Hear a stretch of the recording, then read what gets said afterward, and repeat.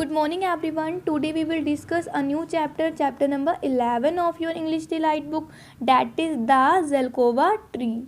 आज हम इस चैप्टर में ज़ेल्कोवा ट्री से रिलेटेड स्टोरी को डिस्कस करेंगे. Now let's start. On one warm sunny day, देखो बहुत ही ज़्यादा गर्म दिन था. A young man was walking out, तो एक यंग मैन जो है वो अपने घर से बाहर वॉकिंग के लिए निकला, कहीं जाने के लिए निकला. एज ही वॉकड, जैसे ही वो जा रहा था, the sun rose higher and higher, जो सन था वो बहुत ही तेज तेज चमकने लगा. The young man was tired and hot, जो यंग मैन था वो बहुत ही ज़्यादा थक गया था एंड उसे बहुत ही ज़्यादा गर्मी लग रही थी. एंड ही विश्ड, वो इच्छा करने लगा, he could find a nice cool spot to rest. देखो वो इच्छा करने लगा कि काश कि मुझे कहीं पे एक ठंडी सी जगह मिल जाए और मैं वहाँ पे रेस्ट कर सकूँ बैठ के. तो वो ऐसी इच्छा करने लगा as if he had conjured it in his imagination. Imagination का मीनिंग क्या होता है? कल्पना. वह कल्पना करने लगा कि कुछ मैजिक हो जाए और मुझे ऐसी जगह मिल जाए कि मैं वहाँ बैठ के रेस्ट कर सकूँ.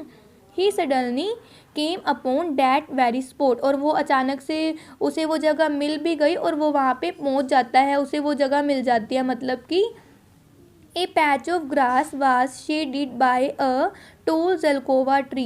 देखो क्या होता है, एक बहुत ही बड़ा ज़ेल्कोवा ट्री है, उसकी शेड, उसकी छाया से ना मतलब बहुत ही ज़्यादा ग्रास जो है वो कवर हो चुकी है, वहाँ पे उसको जगह मिलती है. That grew in the yard of a wealthy merchant house. Merchant का मतलब क्या होता है बेटा? व्यापारी. उसे ना जो जहाँ पे शेड मिली थी, छाया मिली थी, जहाँ पे उसे जगह मिली थी, तो जो वो ज़ेल्कोवा ट्री था वो जो है वो एक मर्चेंट मीन्स के व्यापारी के घर के बगीचे के अंदर था. बट जो उसकी छाया थी वो कहाँ थी? उसके वेल्थी मर्चेंट हाउस के बाहर, मतलब छाया आ रही थी. द ट्री वाज टॉल, जो ट्री था वो बहुत ही ज़्यादा लंबा था. इट्स ब्रांचेस लॉन्ग, उसकी जो शाखाएँ थी वो बहुत ही ज़्यादा बड़ी बड़ी थी. एंड नाउ, और एट नून, और नून के समय, it spread shade outside the garden gates. दोपहर के समय क्या होता है कि जो वो ज़ेल्कोवा ट्री है मर्चेंट हाउस के यार्ड में मीन्स की बगीचे में, उसकी जो छाया थी वो गार्डन गेट, उसके जो गार्डन था उसके घर में, उसके गेट के बाहर आ रही थी. Into a tiny park beside the merchant house, जो मर्चेंट हाउस के पीछे एक छोटा सा पार्क था, वहाँ पे उस ज़ेल्कोवा ट्री की क्या आ रही थी? छाया आ रही थी. द यंग मैन स्माइल्ड, जो यंग मैन था वो हंसने लगा. And sat in that sweet shade, और वहाँ पे उस मीठी मीठी छाया में वो बैठ जाता है. ही शाइड विद डिलाइट, वो मतलब सुख की सांस लेता है कि शुक्र है मुझे ये जगह मिल गई. This must be heaven, he said aloud, और वो बहुत तेज़ी से बोलता है कि ये तो बिल्कुल हेवन की तरह लग रहा है मुझे, बिल्कुल स्वर्ग की तरह लग रहा है. But at the same time, और उसी समय क्या होता है, the merchant was arriving home, जो व्यापारी था वो अपने घर की ओर आ रहा था.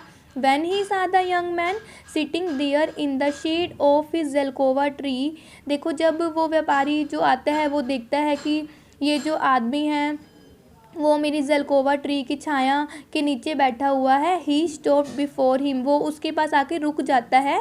Excuse me, you can't stay here, he said, वो कहता है क्षमा करी, तुम यहाँ पे नहीं बैठ सकते. The young man squinted up at him, जो यंग मैन था वो मतलब मुंह ऊपर करके उसको देखता है. I beg your pardon, why is that, he asked, वो उसे कहता है क्षमा कीजिए आप ऐसा क्यों कह रहे हैं कि मैं इस ट्री की छाया के नीचे नहीं बैठ सकता. वो जो यंग मैन है वो मर्चेंट से पूछता है. You are sitting in my shade said the merchant. Merchant उसको क्या रिप्लाई करता है? तुम जो हो मेरी शेड के नीचे, मेरी छाया के नीचे बैठे हुए हो. Your shade, the young man asked, young man जो होता है वो बड़ा हैरान हो जाता है कि कोई उसको ऐसे बोल रहा है कि तुम मेरी छाया के नीचे बैठे हो, तो वो हैरान हो जाता है और उससे पूछता है कि तुम्हारी शेड, तुम्हारी छाया. He could not believe what he was hearing, उसको विश्वास नहीं हो पाता, जो भी वह सुन रहा है उसे इस बात का विश्वास ही नहीं होता. But I am not sitting inside your gate, वो कहता है कि मैं तुम्हारे गेट के अंदर थोड़ी ना बैठा हूँ. वो कौन बोलता है? यंग मैन जो है वो मर्चेंट को बोलता है. The zelkova tree belongs to me, the merchant said. अब देखो मर्चेंट जो है वो उसको रिप्लाई करता है कि जो ये जो जलकोवा ट्री है ये मुझसे बिलोंग करता है, ये मेरा है। माई ग्रैंडफादर प्लांटेड इट, मेरे दादाजी ने इसको प्लांट किया था। And I own the tree, और मैं इस ट्री का मालिक हूँ। एंड इट्स शेड, और उसकी छाया का भी। If you want to remain where you are, you will have to pay me for its use. अगर तुम यहाँ पे बैठना चाहते हो, मतलब इस जलकोवा ट्री की छाया लेना चाहते हो, तो तुम्हें मुझे इसके यूज़ के लिए कुछ पे करना होगा। The young man was a clever fellow, जो यंग मैन था वो बहुत ही ज़्यादा चालाक था। ही थॉट अबाउट दिस ब्रीफली, वो इस टॉपिक को बिल्कुल गंभीरता से सोचता है। ही हैड हर्ड, उसने सुन भी रखा था। That the merchant was a greedy and selfish man, उसने सुन रखा था ये जो व्यापारी है ये बहुत ही ज़्यादा ग्रीडी है और सेल्फिश है। परहैप्स का मीनिंग क्या होता है? शायद। Perhaps the needed to learn a lesson, वो सोचता है कि शायद इसको अब सबक सिखाने की ज़रूरत है। आफ्टर सम मोमेंट्स, कुछ क्षणों के बाद, the young man said, young man ये सब कुछ सोच के कुछ समय के बाद बोलता है, I will pay you for your shade, मैं इस छाया के लिए तुम्हें पे करूँगा।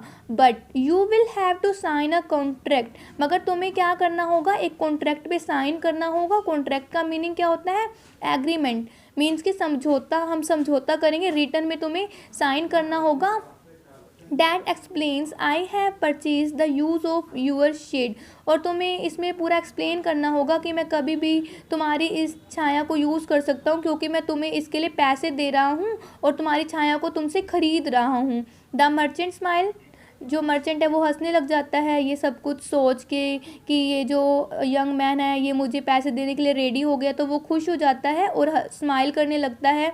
ऑफ कोर्स, वो क्या बोलता है? बिल्कुल। ही सेड, वो कहता है कि बिल्कुल। And he offered an outrageous sum, क्योंकि उसने उसको एक शॉकिंग सा ही ऑफर दिया है। Hoping to end this conversation, और इस मतलब ऑफ कोर्स ये सब कुछ बोल के और समझौते पे साइन करने के लिए रेडी हो जाता है, तो वो इस कन्वर्सेशन का क्या कर देता है? एंड कर देता है। Okay, thank you, have a nice day, and we will continue this chapter on tomorrow.